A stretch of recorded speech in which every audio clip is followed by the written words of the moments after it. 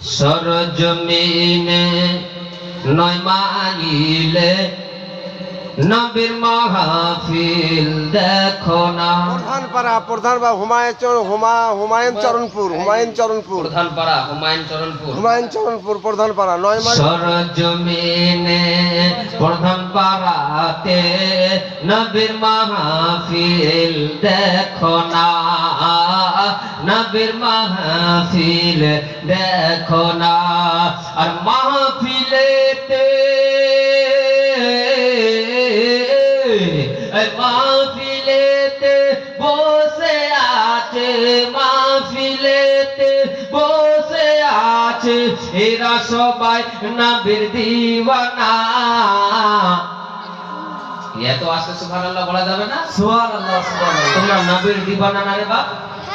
হ্যাঁ, একটু জোরে বলো ইয়া রাসূলুল্লাহ, আর একটু জোরে বলো ইয়া হাবিবাল্লাহ। সবার নসিবে যেন আল্লাহ স্বপ্নে যেন দয়ার নবীকে যেন হাজির করে দাও। বলো আল্লাহুম্মা আমিন। আল্লাহুম্মা আমিন করিস না রে বাবা, ঠিক আছে?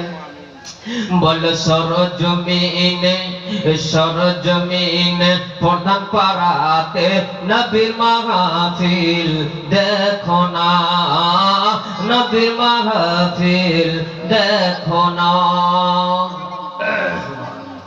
আর মাহফিলেতে বসে আছে, মাহফিলেতে বসে আছে, স্টেজেতে বসে আছে এরা সবাই নবীর দিওয়ানা।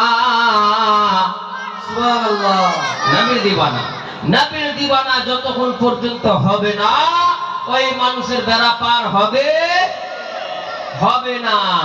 কারণ হলো যে ইবাদতের মধ্যে আল্লাহর ইবাদতের সাথে আল্লাহ রাসূলের যদি গুণগান না হয়, সারা রাত্রিতে আপনি নামাজের পর নামাজ পড়ে নিলেন, রোজার পর রোজা, জনমের পর জনম রেখে দিলেন রে বাবা, কিন্তু তুমি যদি আমার নবী পাক সাল্লাল্লাহু তাআলা আলাইহি ওয়াসাল্লামের সাথে যদি মহব্বত না রাখো, ওই ইবাদতের সঙ্গে যুক্ত না করো, জমিন আসমানের মধ্য পর্যন্ত ওই ইবাদতকে আল্লাহ ঝুলিয়ে রেখে দেয়, ইবাদতকে ঝুলিয়ে রেখে দেয়।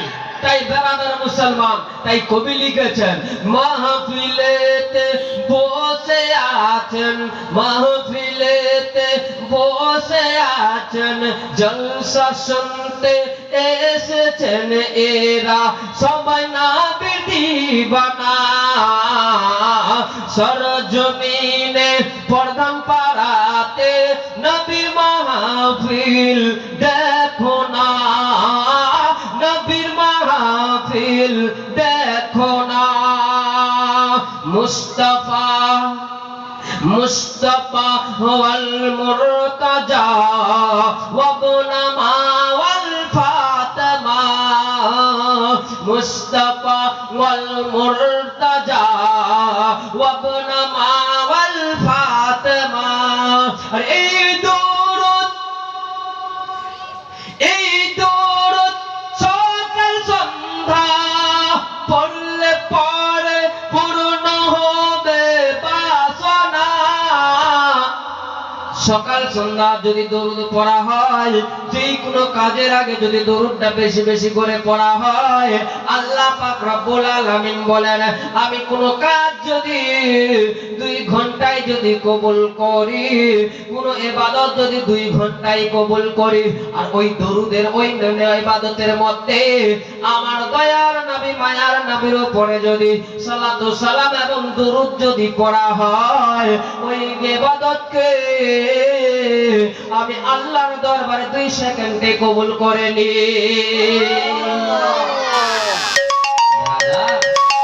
এত সুন্দর আলোচনা,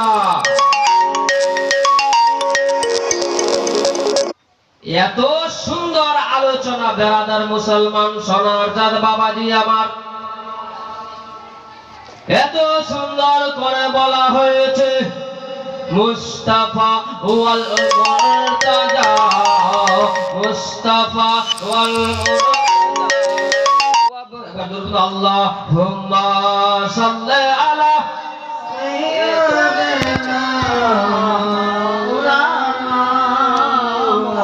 মুহাম্মদ